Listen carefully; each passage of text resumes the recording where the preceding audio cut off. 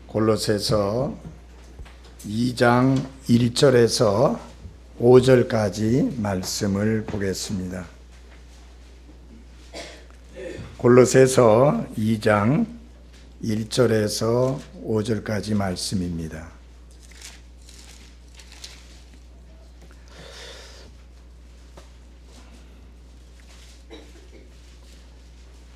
내가 너희와 라오디게아에 있는 자들과 육신으로 내 얼굴을 보지 못한 자들을 위해 얼마나 큰 싸움을 싸우고 있는지 너희가 알기를 내가 원하노니, 이것은 그들의 마음이 위로를 받고 사랑 안에서 함께 결합되어 깨달음에서 오는 충만한 확신에 모든 부요함에 이르며 하나님과 아버지와 그리스도의 신비를 인지하는 데 이르게 하려 함이라. 그분 안에는 지혜와 지식의 모든 보화가 감추어져 있느니라. 내가 이것을 말함은 아무도 유혹하는 말로 너희를 속이지 못하게 하려 함이니라. 내가 육신으로는 떠나 있으나 영으로는 여전히 너희와 함께 있어 너희가 질서 있게 행하는 것과 그리스도를 믿는 너희의 믿음이 굳건한 것을 기뻐하며 또 바라보느니라. 아멘. 기도하시겠습니다. 하나님 아버지, 이 시간에 하나님의 말씀을 들고 이 단에 섰습니다. 특별히 기록된 말씀을 통해서 주님이 원하시고 주님이 기대하시는 교회의 모습이 어떠해야 하는지를 사랑하는 성도들에게 선포하기 원합니다. 주님이 사용해 주시고 하나님의 말씀이 선포되어질 때에 그 말씀이 저들의 마음 가운데 잘 받아들여질 수 있도록 준비된 마음을 허락해 주시옵기를 기도합니다. 혹 이 자리에 아직까지 다시 태어난 거듭난 경험이 없는 분이 계시다면 이 시간이 내가 거듭나야 한다는 사실을 깨닫고 어떻게 하면 거듭날 수 있습니까? 라고 외칠 수 있는 귀한 시간 되게 하나님께서 역사해 주옵소서. 예수님 이름으로 기도했습니다. 아멘.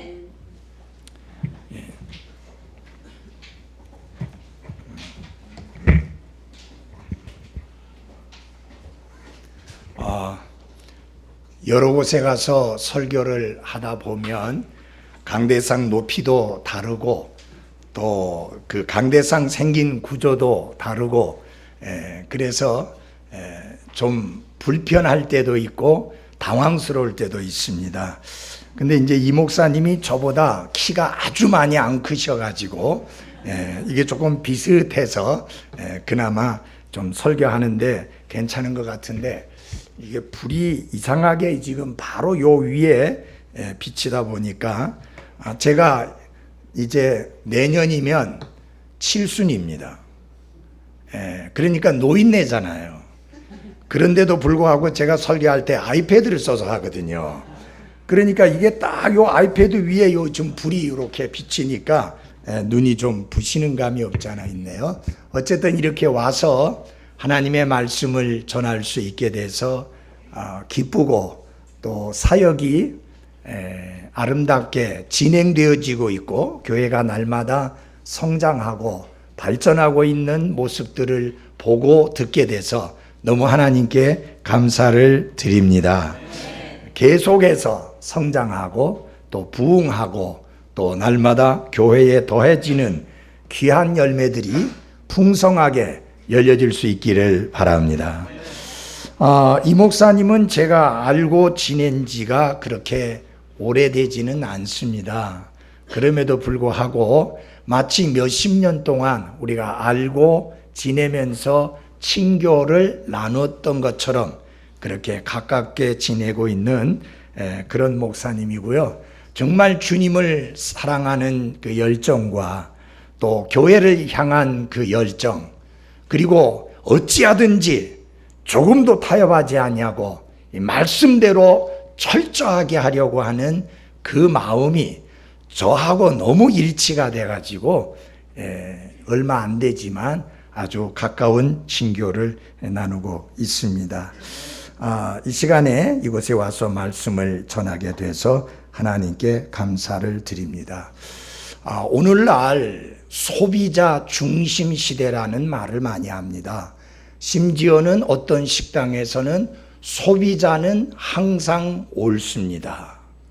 그래서 소비자가 식사를 하다가 짜다고 하면 그건 짠 거예요. 소비자가 이거 너무 맛이 없다 하면 아무리 맛있게 해놔도 맛이 없는 거예요. 그래서 종업원들에게 뭐라고 교육을 시키느냐? 소비자는 항상 옳으니까 소비자의 말에 토를 달지 마라. 그래서 짜다고 하면 음식을 새로 해서 내주어라. 맛이 없다고 하면 다시 만들어서 갖다 줘라. 맞는 말일까요? 아니에요. 틀린 거예요, 그거. 근데 이런 기류가 어디까지 들어왔는가? 교회까지 들어왔습니다. 그래가지고 어떤 바람들이 불기 시작했느냐? 교회가 주님이 원하시고 주님이 기대하시는 그런 교회의 모습이어야 되는데, 내가 원하고 내가 기대하는 그런 모습의 교회여야 한다라고 생각하는 사람들이 많이 늘어나고 있다는 것입니다. 그래가지고 어떤 현상이 일어나느냐? 가서 보고 내가 기대했던 모습, 내가 원하는 모습이 아니면 그건 틀린 거예요. 안 맞는 거예요. 그래서 주저없이 그 교회를 떠나버리는 이런 현상들이 지금 이 21세기 현대 교회들 가운데 일어나고 있는 안타까운 현실입니다. 그러나 과연 교회는 내가 원하는 교회가 돼야 하느냐? 과연 교회는 내가 기대하는 모습의 교회가 되어야 하느냐? 그건 아니지 않습니까? 왜냐하면 교회는 그리스도의 몸입니다. 하나님께서 영원 전부터 계획을 가지고 계시다가 예수 그리스도에 의해서 세워진 교회가 바로 주님의 교회입니다. 내 교회가 아니라 하나님의 교회요 그리스도의 교회인 것입니다. 그래서 그 교회는 반드시 주님이 원하시고 주님이 기뻐하시는 모습의 교회여야 옳은 것입니다.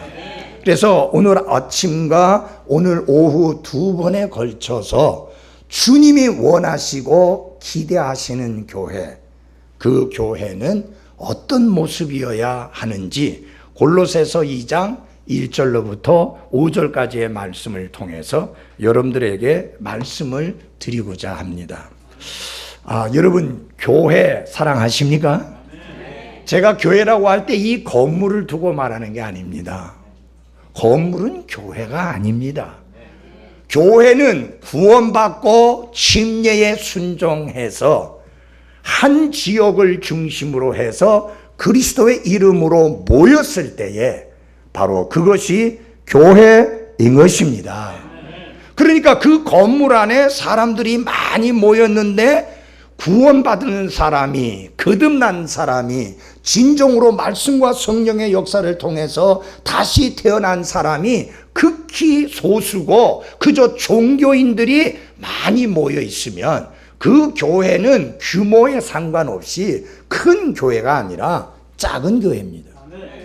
구원받은 사람이 적으니까요. 근데 작은 건물에 모였고 숫자도 많지 않은데 거의 대부분이 구원받고 거듭난, 그래서 성경적인 가르침에 따라 침례 순종해서 더해진 사람들로 교회가 이루어졌다면 그 교회는 절대로 작은 교회가 아니라 큰 교회인 것입니다.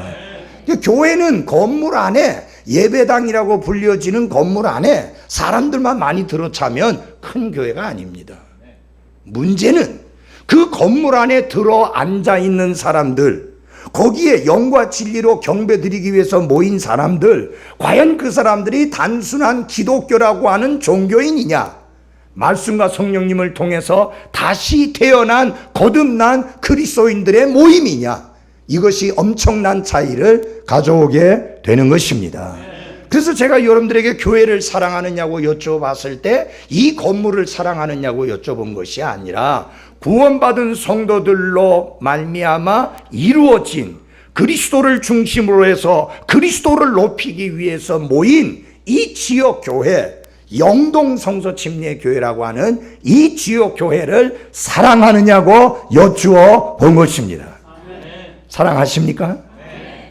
아니, 이게 천장이 좀 들썩거릴 정도로 아멘 소리가 나와야 될 것 같은데 사랑하세요? 네. 제가 이 말씀을 드리는 이유가 있습니다. 에베소서 5장 25절부터 27절까지 보면요, 남편들아 너희 안에 사랑하기를 그리스도께서 교회를 사랑하사 교회를 위하여 자신을 주신 것 같이 하라. 이것은 그분께서 말씀을 통해 물로 씻음으로 교회를 거룩히 구별하고 정결하게 하려 하심으로, 또 그것을 점이나 주름이나 그런 것이 없는 영광스러운 교회로 자기를 위하여 제시하려 하심이라. 교회가 거룩하고 흠이 없게 하려 하심이라. 이 말씀에 보면은 주님의 사랑의 중심에 무엇이 있는가? 교회가 있다고 하는 사실입니다. 그렇다면 구원받은 그리스도인들인 예수 그리스도의 형상과 모습을 닮아가고 그분의 인격을 닮아가는 나와 여러분의 마음의 중심에 무엇이 있어야 됩니까? 교회가 있어야 되는 게 옳습니다. 교회는 있으나마나한 존재가 아니라 교회는 그리스도께서 사랑하셔서 교회를 위하여 자신의 생명을 내주실 만큼 값지고 소중한 것이라는 것을 잊어서는 안 됩니다. 그래서 여기 보면은 사랑하사, loved, 그 다음에 자신을 주신, gave, 주셨다. 그 요한복음 3장 16절이 생각납니다. 하나님이 세상을 이처럼 사랑하사 자신의 독생자를 주셨으니. 그 요한복음 3장 16절에 핵심적인 두 개의 단어가 나옵니다. 사랑하사 주셨다. 그러므로 여러분이 진정으로 교회를 사랑하신다면 무엇이 있어야 되는가? 주는 것이 있어야 됩니다. 교회는 받는 곳이 아니라 교회는 주는 곳입니다. 내 시간을 드려야 되고, 내 물질을 드려야 되고, 내 재능을 드려야 되고, 내 몸을 들여서 섬겨야 되고, 하나님께서 주신 은사, 선물을 드려서 섬겨야 하는 것이 교회인 것입니다. 그래서 교회가 나를 위해서 무엇을 해줄 것인가를 기대하지 말고 내가 교회를 위해서 무엇을 할 것이며 드릴 것인가를 생각해야 되는 성도들이 되어야 하는 것입니다. 저는 존 F 케네디를 좋아하지 않습니다. 천주교인 아닙니까? 좋아할 이유가 없습니다. 그리고 그 집안이 부자인데 왜 부자냐? 밀주를 해서 부자가 된 그런 집안입니다. 그런데 그 사람이 한 말 한마디, 정말 그 말 한마디만은 멋진 말을 좋아합니다. 그게 뭐냐? 미국의 청년들이요, 미국이 여러분을 위해서 무엇을 해줄 것인가를 기대하지 말고 여러분이 미국을 위해서 무엇을 할 것인가를 생각하라. 지금 멋있는 말 아닙니까? 여러분, 이 교회가 나에게 어떤 유익을 주고 무엇을 줄 것인가를 생각하지 말고 정말 이 하나님의 교회를 위해서 내가 무엇을 드릴 것인가, 그것을 생각하는 성도들이 될 때 이 교회에는 놀라운 변화가 일어나리라고 믿습니다. 그렇게 돼야 됩니다. 그리스도께서 교회를 이렇게 사랑하신다면 여러분과 나도 교회를 그렇게 사랑해야 되는데 이건 단순한 진리입니다. 뭐 복잡하지 않잖아요. 여러분, 그리스도를 닮는다는 게 뭐예요? 그분이 사랑하는 것을 내가 사랑하고, 그분이 기뻐하는 것을 내가 기뻐하고, 그분이 싫어하는 것을 내가 싫어하고. 맞아요? 뭐 복잡하지 않습니다. 여러분, 신앙생활은 복잡하지 않습니다. 일자 무식자라도 얼마든지 성령 충만한 그리스도인의 삶을 살 수 있는 것이 그리스도인의 삶의 특징입니다. 예수님 닮는 거 어렵지 않습니다. 예수님이 사랑하시는 거 내가 사랑하면 되고, 예수님이 미워하시는 거 내가 미워하면 되고, 예수님이 좋아하시는 거 내가 좋아하면 돼요. 그 중에서 제가 오늘 강조하고자 하는 것은 뭐냐? 예수님이 교회를 사랑하신 것처럼 나와 여러분이 교회를 사랑하는 그리스도인이기를 원합니다.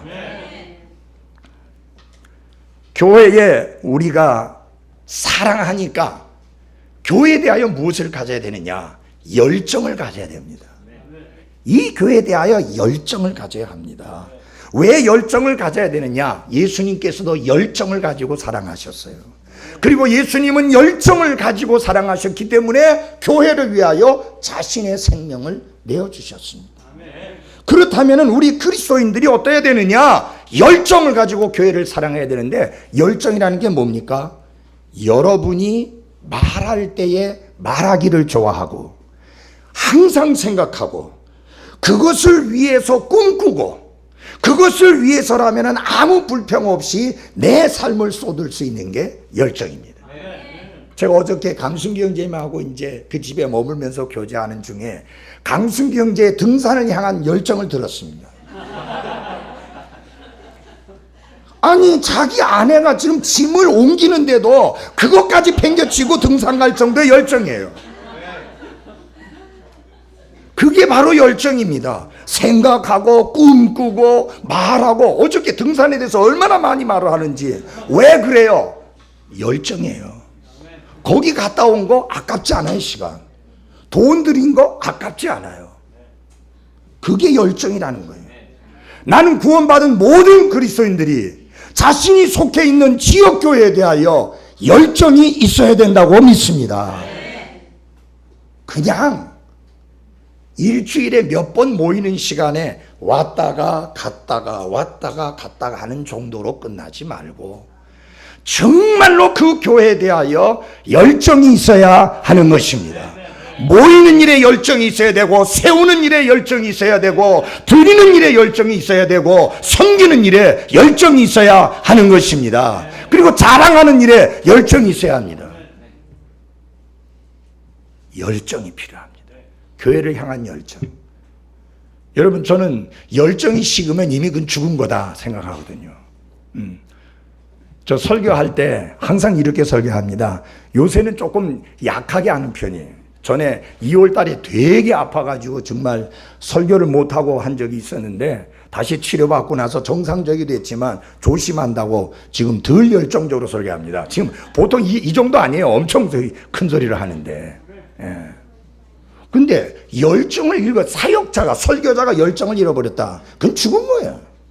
그건 죽은 거예요. 그거는 이미 끝난 거예요. 그러면. 예.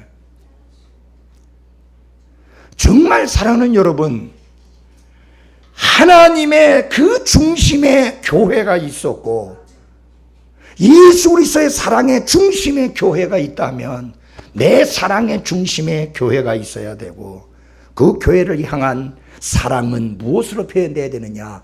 열정으로 표현되어야 합니다. 여러분, 이 특별한 주일만 열정을 보이지 마시고 매주 뜨거운 열정의 소유자들이 되시기를 바랍니다.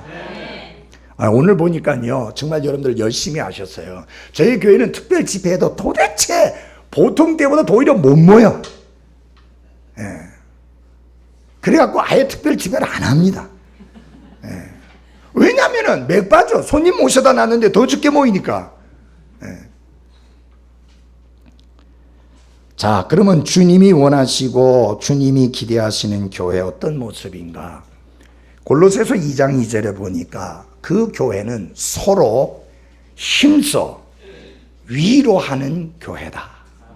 예, 우리 2장 2절을 같이 한 목소리 읽어보겠습니다. 2장 2절 시작. 이것은 그들의 마음이 위로를 받고 사랑 안에서 함께 결합되어, 예, 거기까지만 보겠습니다. 우리는 서로 위로하도록 명령을 받았습니다. 그리고 우리 모두에게는 위로가 필요합니다. 왜냐하면 우리의 살아가는 나그네의 삶이 그렇게 녹록한 삶이 아닙니다. 생존 경쟁에서 우리가 얼마나 지치고 얼마나 피곤하고 얼마나 힘든 날들을 보내고 얼마나 힘든 시간들을 보내는지 모릅니다. 학생들은 지금 공부하기 싫어서 아주 진짜 도망칠 수만 있으면 도망치고 싶어 하지만 솔직히 말해서 공부가 제일 쉽습니다. 예, 몰라서 그렇지. 학생들이 제일 쉽습니다. 일단 사회에 뛰어들어 보십시오. 그 스트레스라고 하는 거 말도 못합니다. 일주일 내내 이렇게 스트레스를 받다가 성도들이 함께 그래도 하나님께 감사해서 영과 진리로 경배드리기 위해서 모이는데 정말 그분들에게 무엇이 필요하겠습니까? 위로가 필요합니다. 위로가 필요합니다. 예수님은 이것을 확실하게 꿰뚫어 보시고 예수님이 하늘나라에 떠나시기 전에 제자들에게 말씀하시면서 내가 떠나는 것이 너에게 유익이다. 제자들의 눈이 휘둥그레졌습니다. 아니, 지금 예수님이 있기 때문에 먹고 마시고 입고 생활하는 문제 전혀 걱정하지 않는데 그 예수님이 떠나시는 게 뭐 어떻게 우리에게 유익이라고 하시는가? 예수님이 뭐가 좀 잘못되신 거 아닌가 하는 생각이 드는 거예요. 그러면서 떠나는 게 더 유익인 이유가 뭐냐? 다른 위로자를 너희에게 보내주겠다. 다르다고 하는 것은 두 가지 의미가 있습니다. 예를 들어서 마이크하고 이 강대상하고는 다르죠. 이거는 근본적으로 본질적으로 달라요. 그런데 아까 우리 이준숙 목사님이 저에게 이 무선 마이크 여기 끼는 거 이거를 해 주시려고 해서 저는 왔다 갔다 안 하고 가만히 서서 설계하니까 괜찮다고. 그 마이크나 이 마이크는 확실히 다릅니다. 그건 무선이고 이건 유선이고. 그러나 마이크라고 하는 데 있어서는 똑같습니다. 소리를 받아서 이것을 앰프로 보내서 앰프에서 확장시켜서 스피커를 통해서 나오게 하는 거 똑같은 거예요. 생긴 모양이 다르지 똑같은 거예요. 그러나 다르긴 달라요.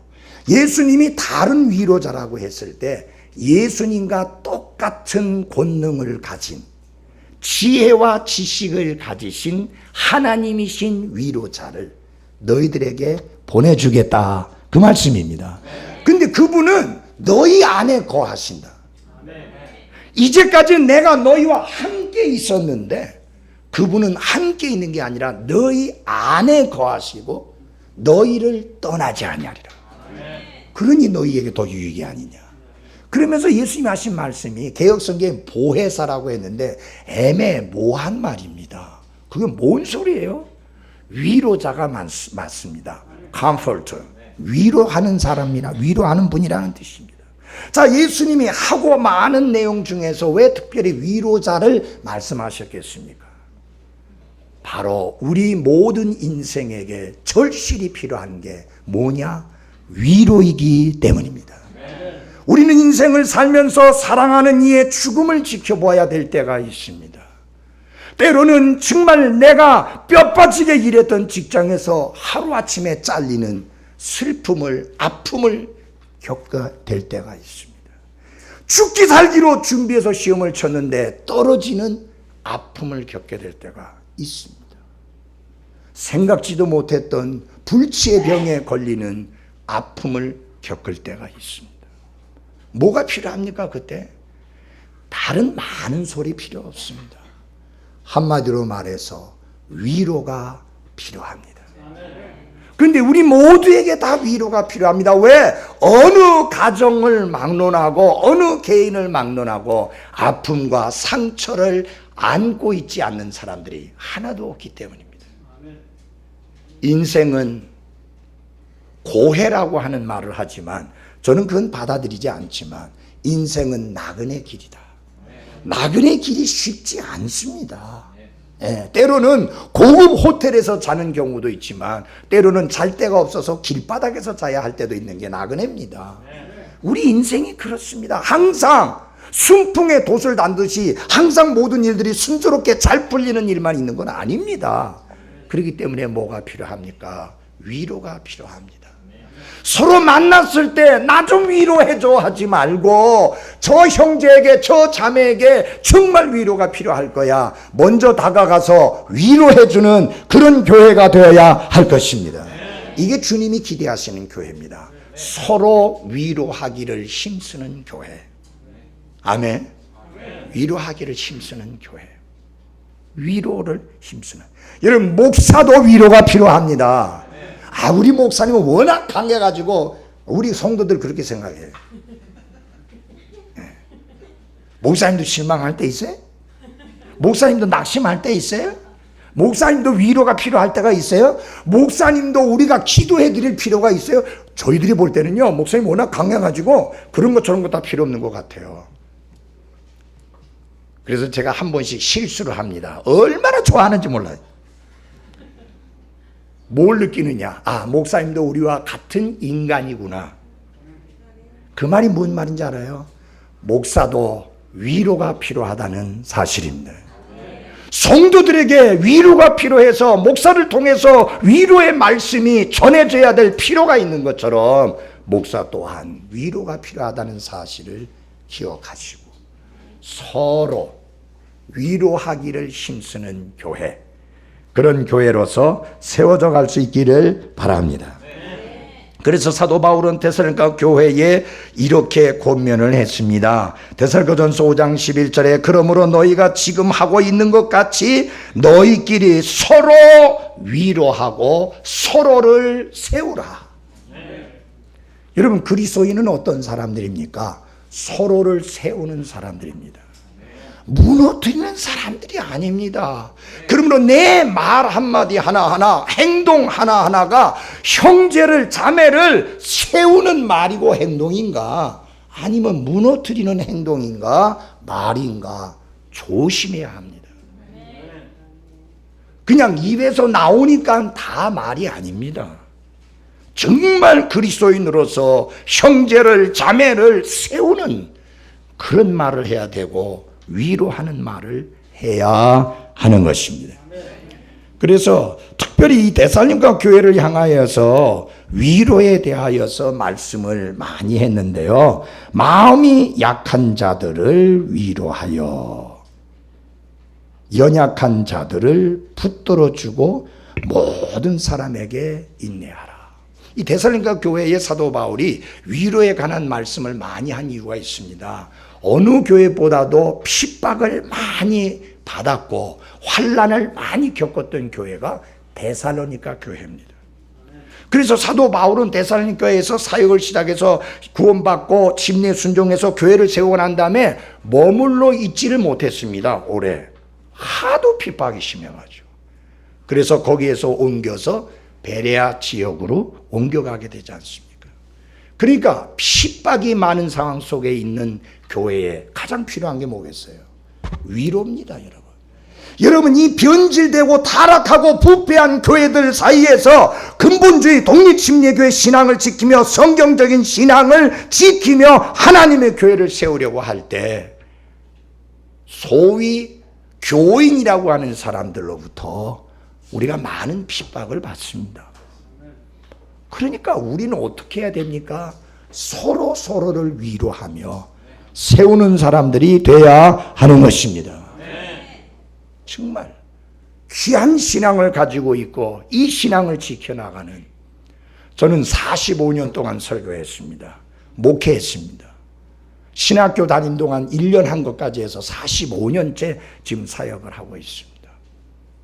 저는 제가 이제까지 믿고 확신하고 설교하고 가르치고 선포한 나의 신앙과 나의 믿음과 그리고 이 근본주의 독립침례교회에 대한 확신에 있어서 조금도 의심도 흔들림도 없고 후회가 없습니다.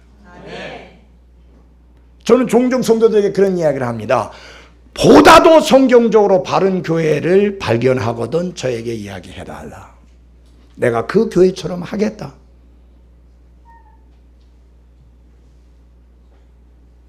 중요한 거는 주님이 원하시고 주님이 기대하시는 교회를 세우는 것입니다. 근데 여러분, 위로라고 했을 때 인간적으로 위로하려고 하지 말고 데살로니가전서 4장 18절에 보면은 이 말씀들로 서로 위로하라. 무엇으로? 말씀으로 위로해야 합니다. 그 말씀의 내용이 뭐냐? 소망입니다. 소망. 예수 그리스도께서 호령과 천사장의 나팔 소리와 함께 다시 오시게 될 때 그리스도 안에서 죽은 자들이 먼저 일어나고 우리 살아남은 자도 호련히 변화되어 공중에서 주님을 영접하게 된다고 하는 그 주님의 재림에 관한 소망의 말씀으로 우리가 서로 위로하라고 말씀하고 있는 것입니다. 말씀으로 위로해야 됩니다. 인간적인 걸로 위로하려고 하면은 잠시 위로가 되는 것 같지만 그건 진정한 위로가 아닙니다. 형제여 자매여 당신 구원받은 그리스도는 아닙니까? 우리가 그리스도께 속한 사람 아닙니까? 우리의 삶의 지침은 오직 하나님의 말씀 아닙니까? 이 말씀 붙들고 형제여 용기 내십시오. 힘을 내십시오. 일어서십시오. 주님께서 다시 오십니다. 그렇게 돼야 됩니다. 그리고 중요한 거는 내 삶이 다른 사람들에게 위로가 되게 하는 그런 삶을 살아야 합니다. 여기 사도 바울이 골로새서 4장 11절에서 몇몇 사람을 소개를 하고 있습니다. 같이 보겠습니다. 골로새서 4장 11절. 골로새서 4장 11절입니다. 나와 함께 갇힌 자 된 아리스다고와 바나바의 누이의 아들 마가와 이 마가에 관하여는 너희가 명령을 받았으니 그가 너희에게 이르거든 그를 받아들이라. 유수도라 하는 예수가 문안하느니라. 그들은 할례자들에게 속한 사람들이라. 이들만이 하나님의 왕국을 위하여 일하는 나의 동역자들이니 그들이 내게 위로가 되었느니라. 사도 바울은 자신에게 위로가 되었던 사람들을 이야기하고 있는데 사도 바울은 지금 감옥에 갇혀 있는 가운데 먼저 언제 순교를 당할지 모르는 상황 속에서 자신에게 크게 위로가 되었던 동역자들을 소개하고 있는데 먼저 아리스다고라고 하는 사람이 나옵니다. 이거 우리나라 이름 아니니까 좀 기억하기도 어렵죠. 한번 따라해보면 어떨까요? 아리스다고. 이분이 어떻게 해서 사도 바울에게 위로가 되었느냐? 사도 바울이 필요로 하는 그곳에 언제나 아리스다고는 항상 함께 있음으로 위로가 되었습니다. 심지어는 감옥에 있을 때도 아리스다고는 체포된 사람이 아니었음에도 불구하고 사도 바울과 함께 감옥에 같이 있었습니다. 사도 바울을 돕기 위해서. 감옥에도 같이 간 겁니다. 여러분, 이런 종류의 사람이라면 위로가 될까요? 위로 안 되겠습니까? 아무리 사도 중에 사도인 사도 바울이라 할지라도 이런 아리스다고 같은 사람이 있으면 얼마나 위로가 되겠습니까? 그래서 사도 바울은 이런 사람들이 내게 위로가 되었다고 하면서 제일 먼저 아리스다고를 이야기합니다. 에베소에서 폭동이 일어나서 사도 바울이 위태롭게 되었을 때도 그때도 그는 사도 바울 곁에 있었습니다. 사도 바울이 로마를 향해서 가고 있는 중에 배가 파손되었을 때 그 로마로 향해 가고 있는 그 배에도 아리스다고가 같이 타고 가고 있었고 파손당할 때에 그때도 사도 바울 곁에 있었습니다. 그래서 사도 바울은 그가 내게 위로가 되었다 그랬습니다. 사랑하는 그리스도인 여러분, 제가 목사니까 이런 말을 한다고 생각지 마십시오. 여러분은 하나님의 사람, 하나님의 종, 여러분의 목회자에게 어떤 경우에든 위로자가 되셔야 합니다. 함께 있으십시오. 좋은 환경일 때만 말고 힘들고 어려울 때도 함께 있으면서 위로가 되시기를 바랍니다. 그 다음에 이 마가라는 사람이 나옵니다. 한번 다 같이 해봅시다. 마가. 이 마가는요, 사실상 크게 실수를 했던 사람이고 실패했던 사람입니다. 바나바와 바울이 최초로 선교사로서 선교 여행을 1차 선교 여행을 떠날 때 마가가 나도 함께 가겠습니다 해가지고 동행을 했는데 이게 같이 선교 여행을 하다 보니까 여러분 선교 여행 정말 힘듭니다. 어려움이 있으니까 막 말도 안 하고 지그머니 사라져가지고는 돌아가 버렸어요. 도중하차한 거예요. 그러니 사도 바울이 2차 선교 여행을 떠나면서 바나바가 뭐라느냐면 마가도 데려갑시다 하니까 안 돼! 절대 안 돼! 아니 중간에 도중하차해갖고 그냥 마음대로 가버린 사람을 왜 또 데리고 가느냐. 근데 바나바는 데리고 가자는 거예요 자꾸. 물론 자기 조카니까 그런 면도 있긴 하지만 그래도 사도 바울은 원칙주의자입니다. 안 돼! 그래갖고 둘이 냈다 싸워버렸어요 그냥. 그래가지고 바나바는 끝까지 꾸역꾸역 마가를 데려가고, 그리고 사도 바울은 실라를 데리고 가고, 그래서 두 팀으로 갈라졌습니다. 성경에 하나님의 사람이 대판 싸운 내용이 딱 하나 기록되어 있는데 그 내용이에요. 근데 놀라운 사실은요, 사도 바울이 이 마가에 대해서 뭐라고 말씀하느냐 하면은, 그가 나에게 유익한 사람이라고 디모데후서 4장 11절에서 그렇게 말합니다. 그리고 뭐라고 말하느냐 하면은 골로새 교회를 향하여서 뭐라고 말하냐면은 그가 오거든 반가이 맞아들여라, 그렇게 말합니다. 어떻게 변화됐어요? 도대체 마가가 어떻게 변화됐어요? 바나바 때문입니다. 바나바의 위로의 사역을 통해서 그를 보살피고 용기를 북돋아주고 다시 일으켜 세우는 바나바의 위로의 사역을 통해서 그가 다시 하나님 앞에 귀하게 쓰임받을 수 있는 일꾼이 되었습니다. 사랑하는 여러분, 우리 모두 다 실수합니다. 우리 다 모두 실패합니다.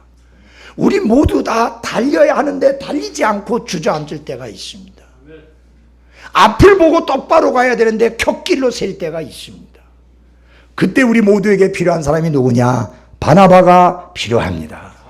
찾아가서 자매여 똑바로 걸어가십시다. 자매여 일어나십시오. 형제여 일어나십시오. 다시 시작하십시다.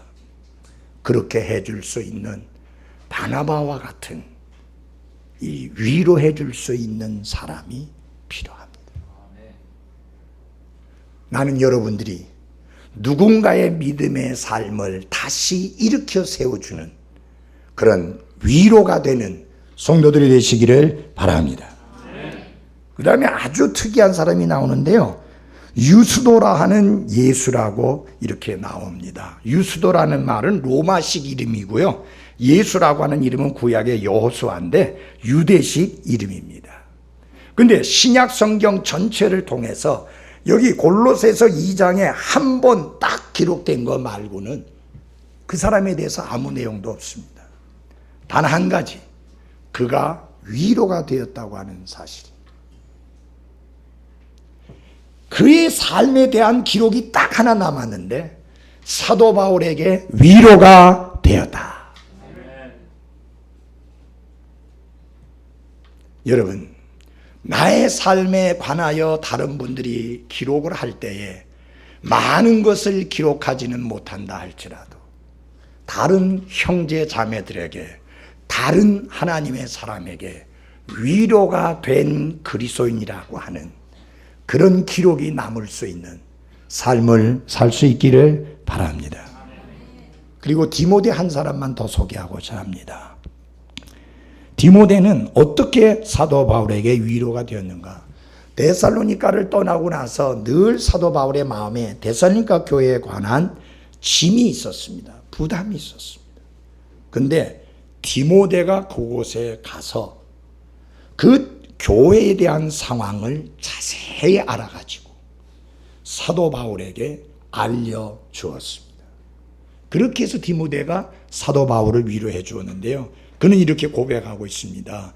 데살로니가 교회를 향하여서 너희의 믿음으로 말미암아 너희로 인해 위로를 받았도다.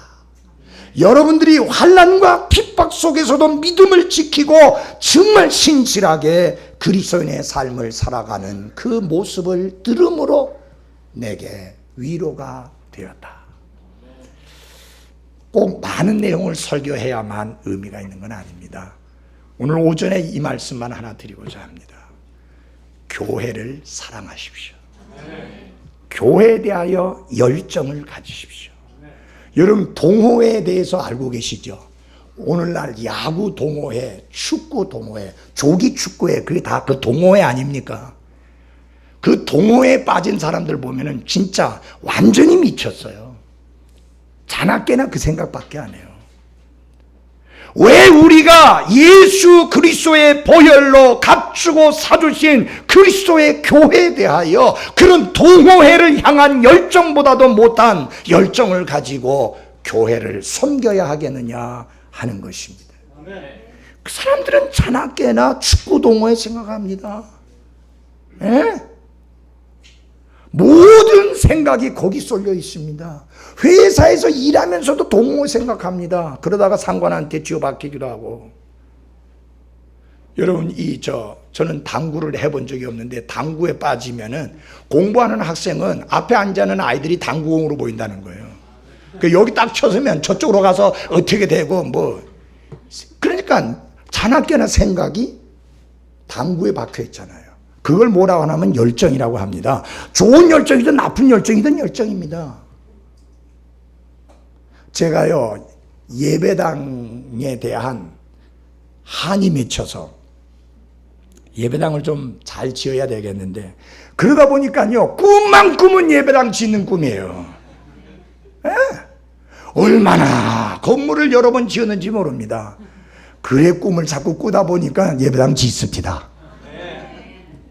자나깨나 그 생각이니까.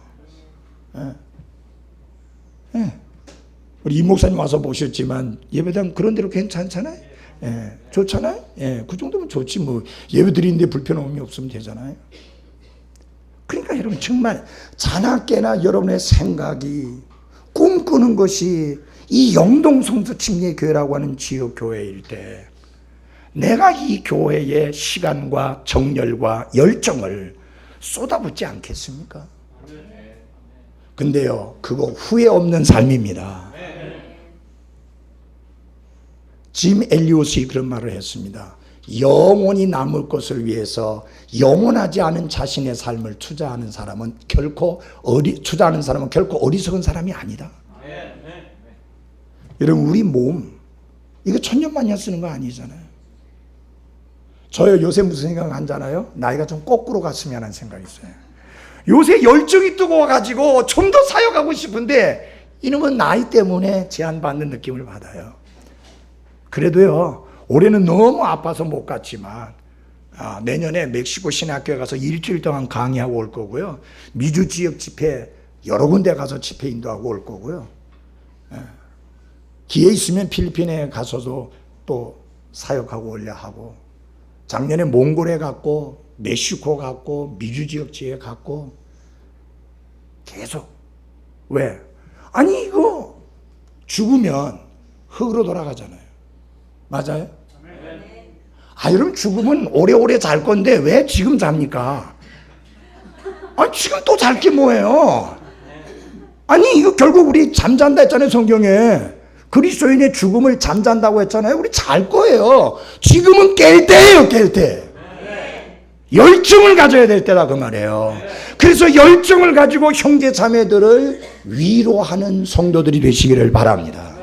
하나님이여 나로 하여금 성령님이 위로자이신 것처럼 사랑하는 형제 자매들을 하나님의 사람을 위로하는 자로 써 주옵소서. 열정을 바쳐서 주님의 교회를 섬기게 하옵소서. 주님의 사랑의 중심에 교회가 있는 것처럼 내 사랑의 중심에도 주님의 교회가 있게 하옵소서. 그렇게 기도하지 않겠습니까? 한 가지 예만 드리고 말씀을 마치겠습니다. 작년에 저희 교회에 오전 예배, 오후 예배, 수요 예배 한 번도 안 빠지신 분이 12분이었습니다. 딱 한 번 빠지면 제가 아차라고 하는데, 그 아차는 뭐냐? 수요일 날이든 주일 아침이든 딱 한 번 빠지는 거예요. 그래서 그 12명을 데리고 어떻게 했느냐? 저하고 제 아내하고 같이 해서 사진을 찍었습니다. 그래서 명예전당에 딱 올렸습니다. 사진을. 2013년도 명예전당. 그래서 2014년도 개근한. 근데요, 저희 처남이 3년 전에 구원받았습니다. 작년에 개근했고 현재 개근하고 있고, 친구분을 데리고 왔는데 데리고 온 그때부터 개근해서 올해도 개근하고 있고, 성경을 벌써 3독 이상 했습니다. 그 데려온 박국주 부형님이라 75세인가 그런 분. 열정이에요, 열정. 정말 여러분 교회를 향한 열정을 가지십시오. 그 열정 중에 아주 중요한 것 중에 하나가 모이는 일입니다. 교회는 모이지 않으면 세워지지 않습니다. 건물 아무리 덜렁이 있어도 모이지 않으면 그 교회 없어진 거예요. 그만큼 모이는 일이 중요합니다. 열정과, 저는 두 가지 설교했습니다. 열정과 위로, 두 가지를 기억해 주십시오. 그리고 이 아침에 하나님 앞에 결단하십시다. 하나님이여, 교회를 향한 사랑, 주님의 사랑의 중심에 교회가 있던 것처럼 나도 그렇게 되게 하옵소서. 그리고 그 사랑이 열정으로 나타나게 하옵소서. 그래서 그 열정이 구체적으로 형제 자매들을 위로하고 하나님의 사람을 위로하는 사역을 감당케 하옵소서. 이렇게 결단할 수 있기를 바랍니다. 기도하겠습니다.